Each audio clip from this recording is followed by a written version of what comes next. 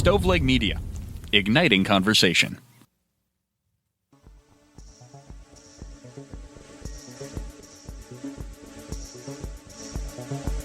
Welcome to True Crime to Go. What can I get for you? Yeah, howdy. I'm looking for something exotic, maybe something from Florida, but also make it kind of local too. Pull up to the second window and we'll see you next crime. Welcome to True Crime to Go. I am John, here with Jamie. How you doing, man? I'm doing pretty good. You ordered that in what I think was kind of a Florida panhandle type of, like a Bubba Gump type of accent. I mean, I can't say that's what I was going for, but I'll take it. Yeah, it's not a bad place to land for what we're talking about today. This case is fascinating, and I think, I was telling you off the air, I think we could do a full True Crime Cast episode on this case because this guy's a serial killer, but also it has some local ties, which are just fascinating, and I was not aware of those until my research on this case. So yeah, I'm pretty surprised that we haven't. And I mean, I looked back through our catalog and we certainly have not. The Casanova Killer, the cross-country killer. Why don't you get us rolling? Yep. Those guys are the nicknames of Glen Edward Rogers. And Rogers left a trail of victims across multiple states. He claimed that he was responsible for as many as 70 murders, but we are not sure that we believe that. So, let's get to know this guy. So Glen Edward Rogers was born on July 15th, 1962, just across the river to our north in Hamilton, Ohio. He was one of 7 children. From an early age, he showed signs of instability. Not a great start. He was expelled from junior high before he turned 16. That same year, when he did turn 16, he married his 14-year-old girlfriend, which was something that happened back in the 70s.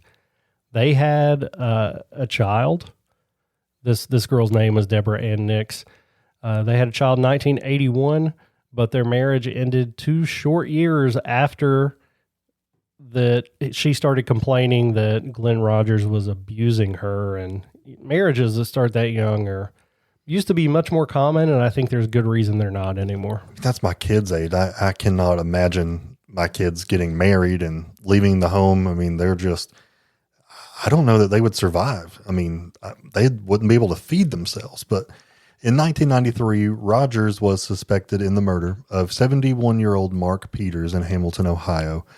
Peters' dismembered remains were later discovered in a family-owned cabin in Kentucky, and Rogers was named as the primary suspect.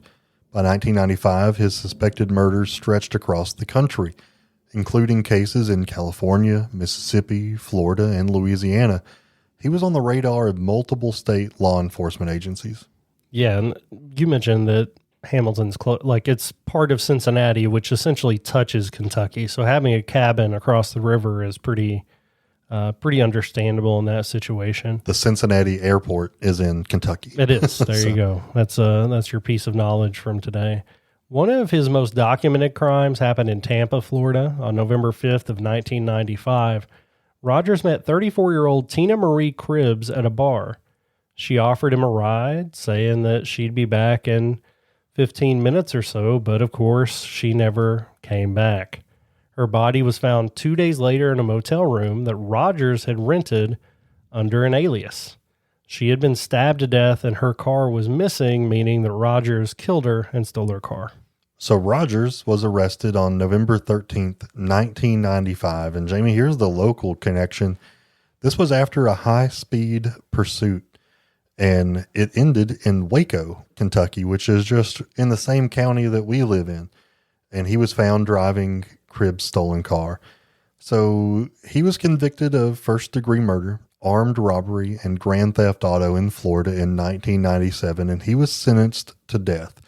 In 1999, he received a second death sentence in California for the murder of Sandra Gallagher, whose body was found in a burning truck. While he was behind bars, like you said earlier, Rogers claimed to have killed over 70 people.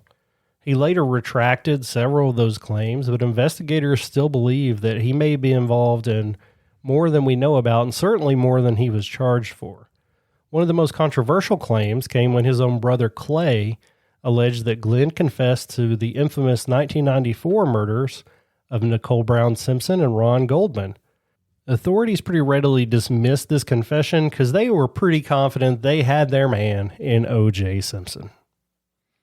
So, I mean, I want to talk more about that sometime, and maybe that can be part of our other show. But, I mean, do you think this guy could have had a role in that? And they were just so narrowed in on O.J. they didn't want to think about other things? No, I think that was personal. And I regardless of whether it was O.J. or not, which it probably was. Yeah. I think it was personal, and I don't think he had a personal tie to that. After spending 30 years on death row, Glen Edward Rogers was executed by lethal injection on May 15th, 2025 at a Florida state prison. He was pronounced dead at 6:16 just a few weeks ago. Absolutely. So this was a very recent thing, his lethal injection. Something that caught my eye right before he passed away, he made a pretty vague statement about saying that a lot of questions that you were going to have will be answered soon. And then he kind of gave President Trump some encouragement to keep making America great again. So he chose those as his last words, and never any sign of remorse is what really stood out to me. Yeah, super glad that he got caught when he did, because however many victims that he had he not been arrested when he was, that number could have certainly grown exponentially. So thankful he was caught. Yeah, I think we need to dig deeper into this. Why was he in Waco?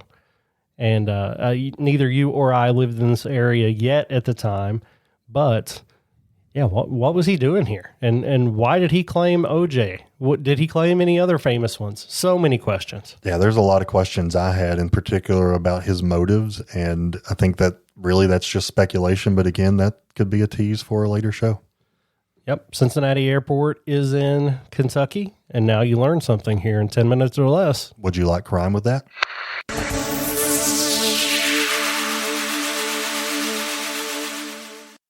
You've listened to True Crimecast, distributed by Stoveleg Media.